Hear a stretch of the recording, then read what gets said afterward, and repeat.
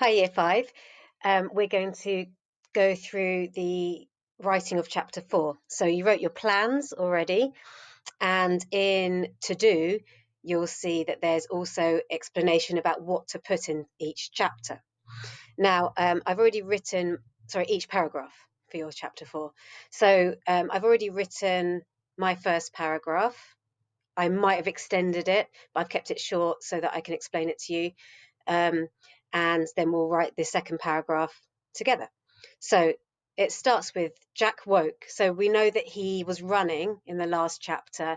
It was ended with him running and finding somewhere safe to sleep, or somewhere safe-ish, but probably still on the streets. So I'm thinking maybe he's under a steps, a set of steps, maybe to an inn, something like that. So an inn is like a public house, a pub where people would stay the night. Jack woke, surrounded by cold darkness and the stale air of rotting carcass. Now, when I'm writing, I find it hard sometimes to get started. So I magpie think, where have I read something or watched a film where the person is woken up a little bit like, where am I? What's going on? Not in a happy place. And I thought about the Explorer when Fred woke up, and the sun was beating down on him, and he's like, am I alive? And I also thought about a book called Maze Runner that I've read. And that started with a similar thing. I've actually stolen or magpied some things about, I think it's this bit here, surrounded by cold darkness. And even I think stale air, I might have magpied that as well. He went to stand up, that's mine, but then it says, but fell backwards. His back struck the hard concrete steps of the inn. That his back struck was in the Maze Runner in that first paragraph. So I've magpied little bits just to help get my flow of writing. And then after that, I didn't feel like I needed to magpie anything anymore. I had some vocabulary that I'd written down in advance, like you, about what London Victorian was like, but Victorian London, not London Victorian. Um, then once you start writing, it's easy, it starts flowing. So to help you get started, just magpie little bits and pieces from books you've read, from films you've watched, try and picture it in your head. I've used some, oh, I haven't got any parentheses in here. That's in my next part that I've already thought about. I have used a um, semicolon here to link two sentences together. Instead of writing the word and, we've got a semicolon. He went to stand up, but fell backwards. His back struck the hard concrete steps of the inn. Sinking to the floor, so we've got an adverb phrase, he brought his legs up tight against his body and hugged them, waiting for dawn. And Lila does that quite a lot when she's upset in the Explorer, doesn't she? She hugs her legs. He must have drifted back off to sleep because the next thing he knew, he was soaked with a metal bucket of water, and all around him were cackles of laughter. So people aren't treating him well. And then I've got a deep ache. So now he's going looking for food in the second paragraph. A deep ache in the pit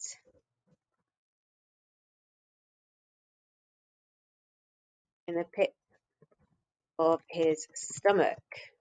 A bit of extra information and a subordinate clause there explaining where demanded attention, bringing his stomach to life. A bit of sort of personification, although it's his stomach. Dragged himself because, oh, why has it corrected it wrongly? Two G's, otherwise it'd be dragged, wouldn't it? It has to be dragged. Dragged himself up to standing because he's really tired and achy. Remember, he escaped the workhouse, so he's injured as well. So you need to be thinking about how he's feeling and how he moves all the time. And in fact, I've got a parenthesis, his foot still bleeding. It hasn't been bandaged up by anyone from his escape. And this way you've got the continuity between the different chapters. So you've got cohesion, which links the chapters together. And because his foot hurts, he's limping, not walking, limping to the baker's stall. He felt invisible. Everyone's ignoring him. invisible. No one cares about him. He pleaded with his eyes like a dog for some bread. The baker, and I'm going to use a relative clause, the baker I'm describing the baker, whose hands were blistered. He's always cooking, burning them all the time. His hands were blistered. What would he do? Would he be nice? No. Grunted and shoved Jack backwards. I've already said backwards earlier, actually. Maybe I won't put backwards because I said backwards here. Shoved Jack.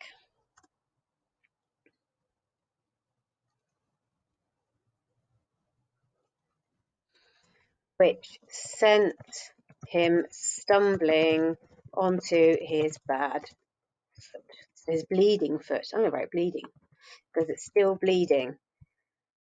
So it's the baker shoved him and he landed on his bleeding, aching foot.